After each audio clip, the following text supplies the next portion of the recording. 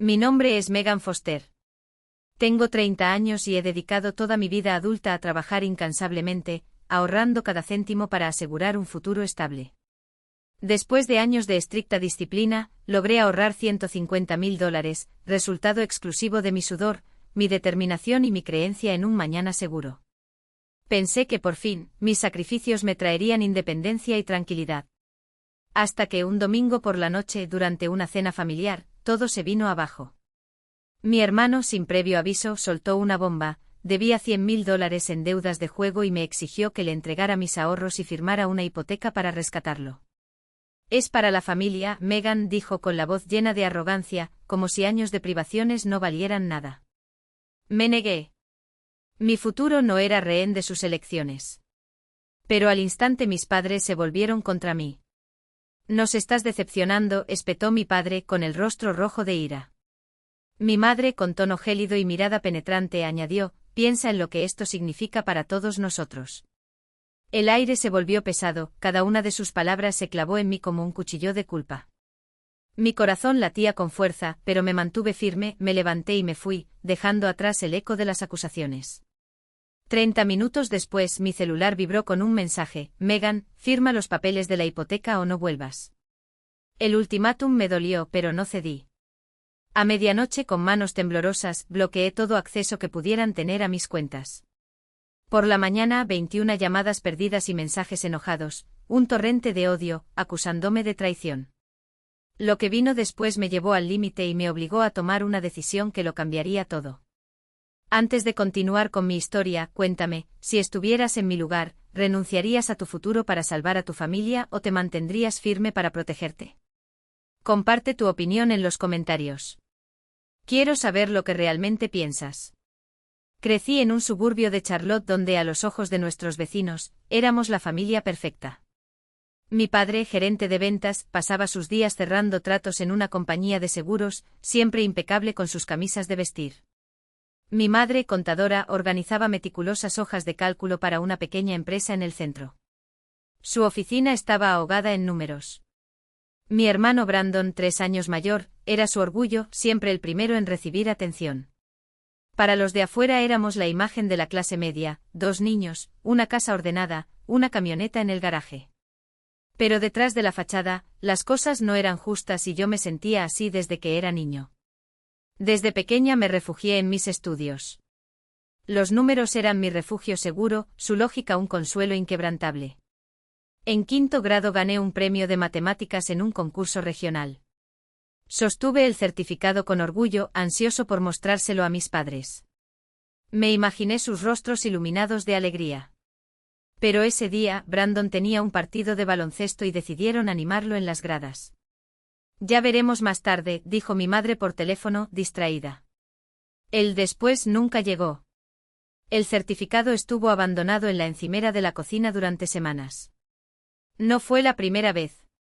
Los juegos de Brandon, sus actuaciones escolares e incluso sus calificaciones promedio siempre estaban en primer lugar. Sus logros fueron celebrados con más entusiasmo, sus sonrisas se hicieron más amplias. En lo que a mí respecta, aprendí desde el principio que mis esfuerzos pasaban desapercibidos. En mis años de preadolescencia, dejé de buscar aprobación. Me concentré en lo que podía controlar, mis calificaciones, mis metas. Pasé noches en mi habitación resolviendo ecuaciones o leyendo sobre planificación financiera, soñando con una vida en la que mis decisiones importaran.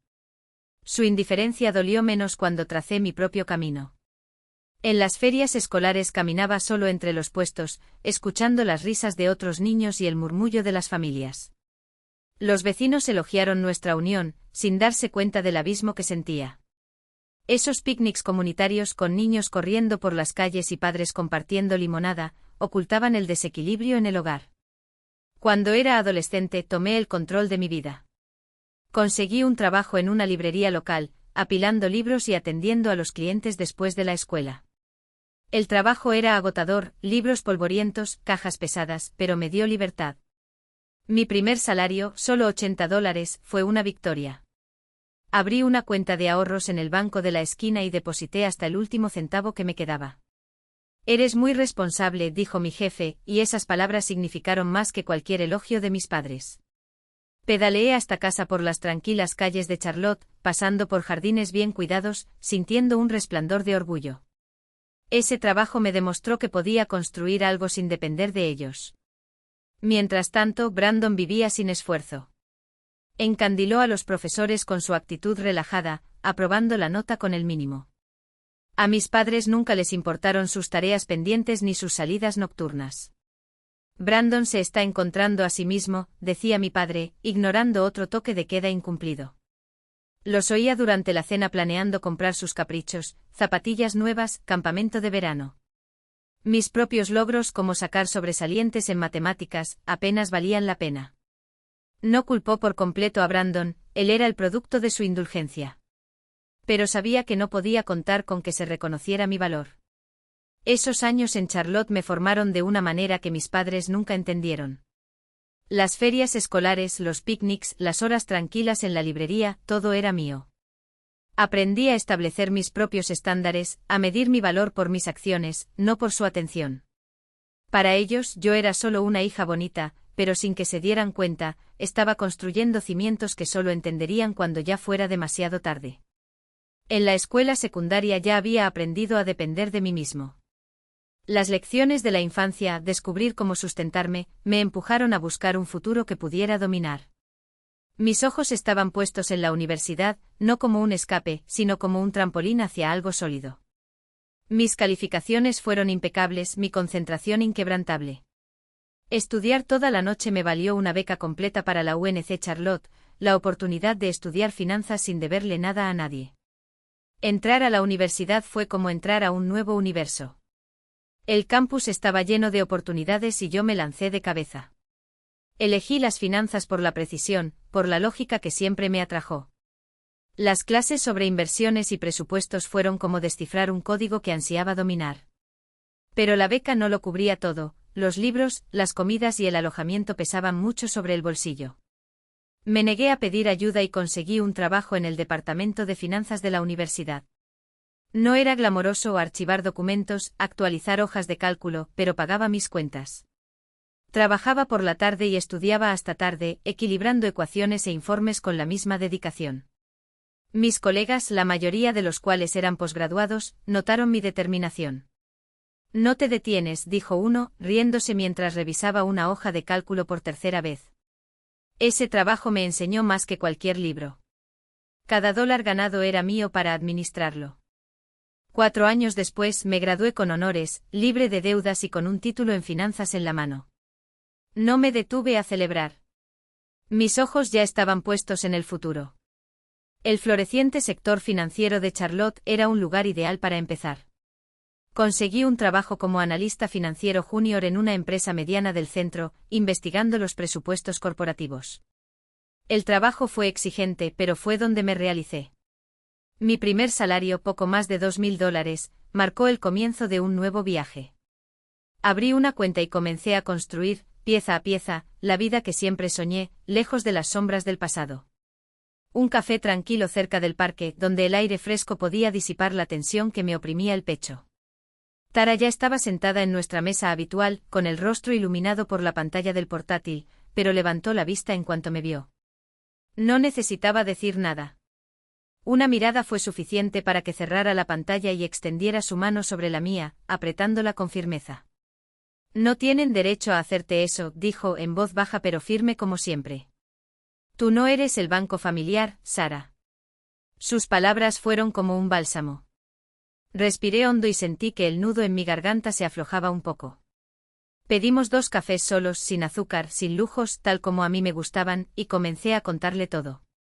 Las miradas críticas a la mesa, la voz temblorosa de Brandon suplicando un rescate que nunca sería suficiente, el gélido mensaje de mi madre, como si mi negativa fuera una traición y no un acto de autoconservación. Tara escuchó en silencio, sus dedos tamborileaban ligeramente sobre su taza mientras yo hablaba. Cuando terminé, se cruzó de brazos y dejó escapar un largo suspiro, como si llevara conmigo el peso de mi historia. Están acostumbrados a verte como la hija responsable, la que siempre seguía las reglas, analizó. Pero ya no eres la chica que necesitaba su aprobación. Eres la mujer que ganó $150.000 por su cuenta, que estudió hasta tarde para convertirse en la mejor en lo que hace, que dice no cuando lo necesita. Les asusta. Ella tenía razón. Mi familia nunca había lidiado bien con los límites. Para ellos el amor era sinónimo de sacrificio incondicional, y yo había roto esa regla. Pero no fue egoísta. Fue supervivencia. ¿Y si me equivoco? Pregunté, la duda rozando mi mente como una sombra. ¿Y si realmente Brandon no tiene otra salida? Tara me miró con ojos serios. Sara, ya le has dado la mayor ayuda posible, un ejemplo. Demostró que es posible vivir sin deudas, sin apuestas desesperadas, sin depender de los demás. Si quiere cambiar, que siga su camino. Pero no es vuestra obligación salvar a quienes no quieren salvarse a sí mismos. Sus palabras resonaron en mí mientras miraba por la ventana, observando a la gente pasar, cada uno absorto en sus propias batallas. Nadie allí sabía a lo que me había enfrentado la noche anterior, ni cuánto me había costado decir no. Pero lo sabía. Y eso fue suficiente.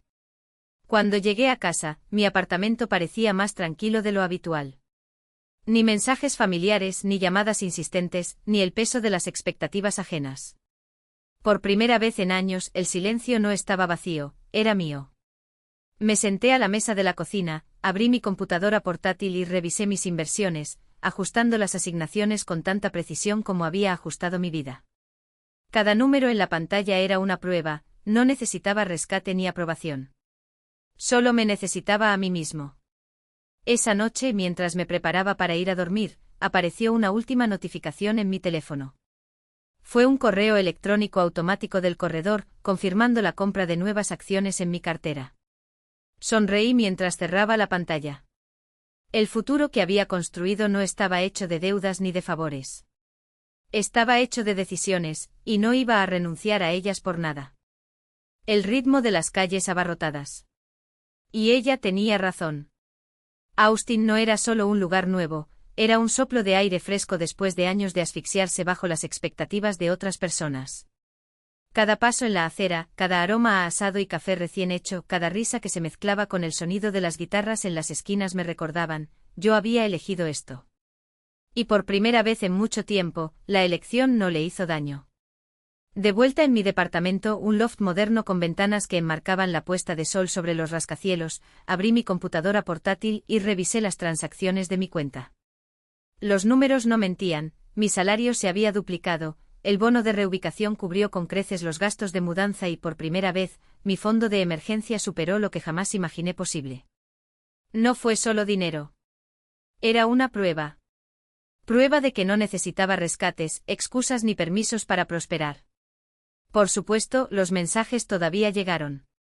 Mi padre en un correo electrónico breve y tajante, espero que estés satisfecho con tus elecciones. Mi madre en una llamada que dejé en el buzón de voz con la voz entrecortada, ya no reconozco a la hija que crié. Incluso Brandon en un mensaje de texto a las 3 de la madrugada lleno de errores tipográficos y desesperación, ¿crees que eres mejor que nosotros?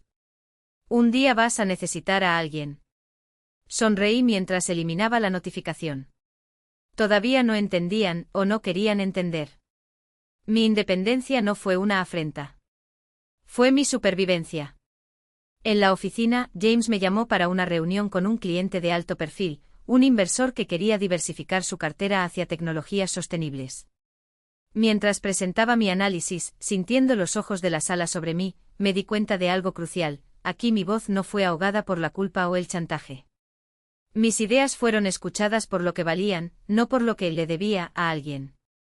Cuando el cliente me estrechó la mano al final y dijo, exactamente el tipo de información que estábamos buscando, supe que había tomado la decisión correcta.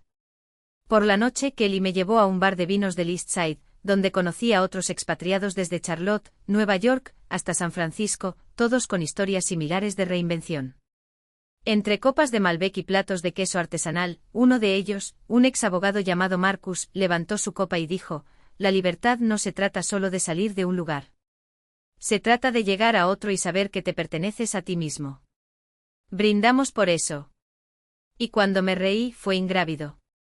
De vuelta en el departamento mientras organizaba mi escritorio, ahora con una planta suculenta que Kelly me había regalado y una foto enmarcada del horizonte de Austin al anochecer, mi teléfono celular vibró.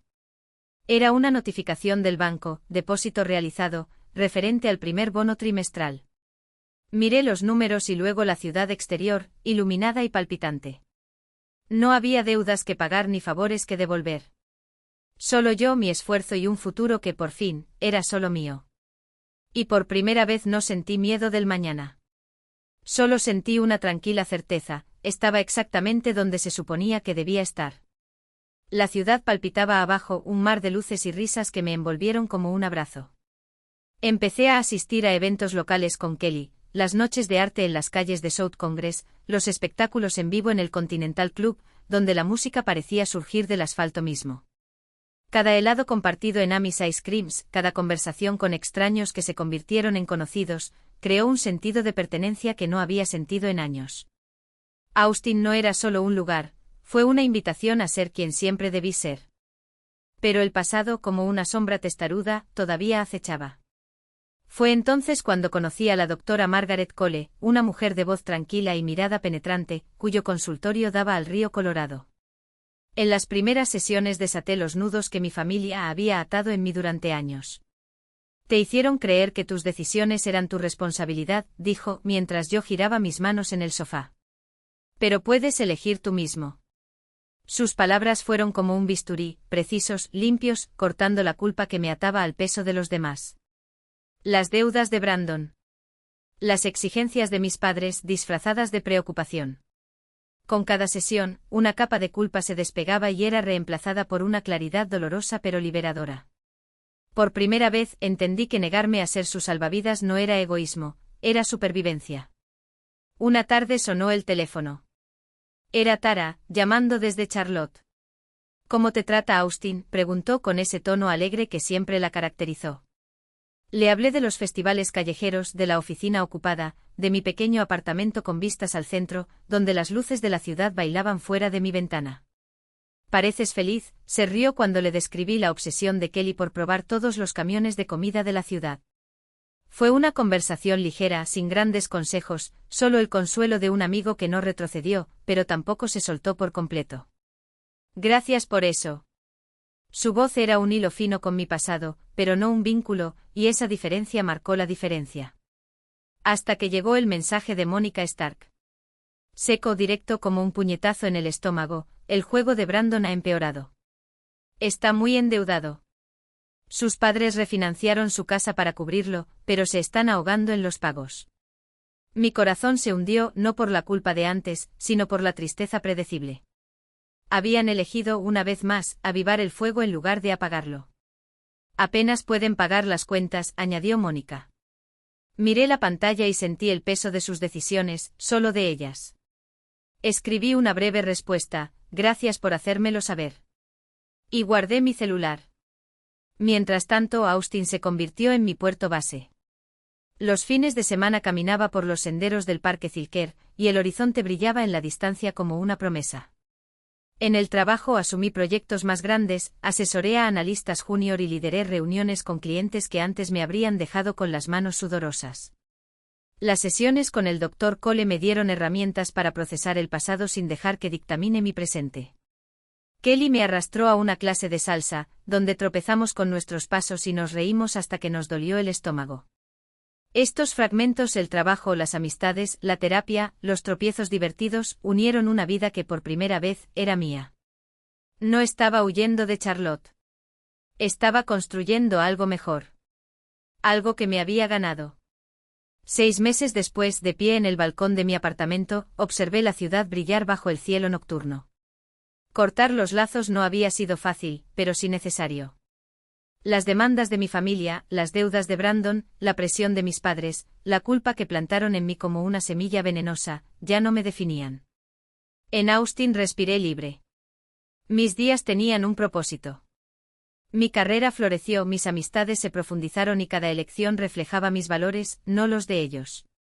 El peso de las expectativas de otras personas se había disuelto, reemplazado por una ligereza que no sabía que existía.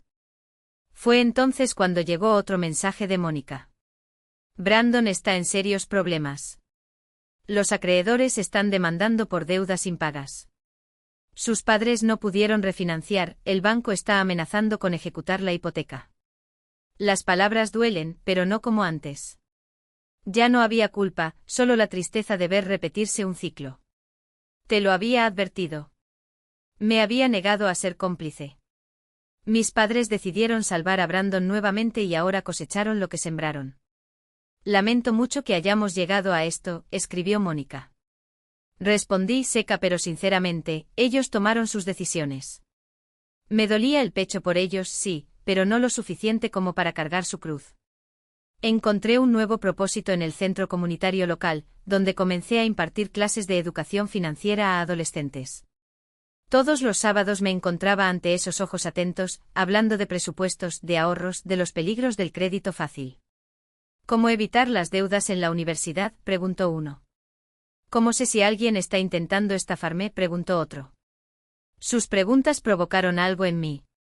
Vi a mi yo más joven en ese auditorio, indefenso en un mundo que no te enseña a decir no.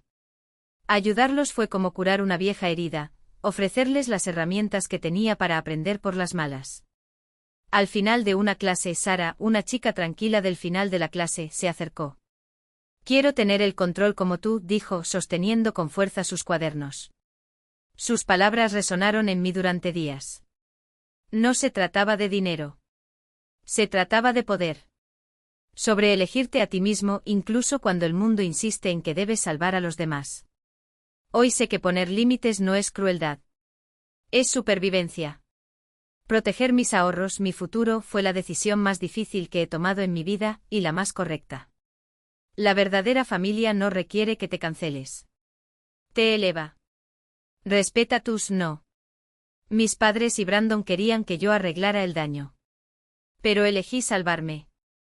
Y esa elección me dio una vida por la que vale la pena luchar. Austin me enseñó que podía prosperar sin su aprobación. Que mi valor no estaba ligado a las necesidades de los demás. Si alguna vez ha sentido el peso de expectativas que no eran suyas, sepa, no está solo. Comparte tu historia en los comentarios. Tus palabras podrían ser la chispa que alguien necesita para encontrar su propia fuerza. Dale me gusta, suscríbete y emprendamos juntos este viaje, de decisiones difíciles, crecimiento y sobre todo, libertad.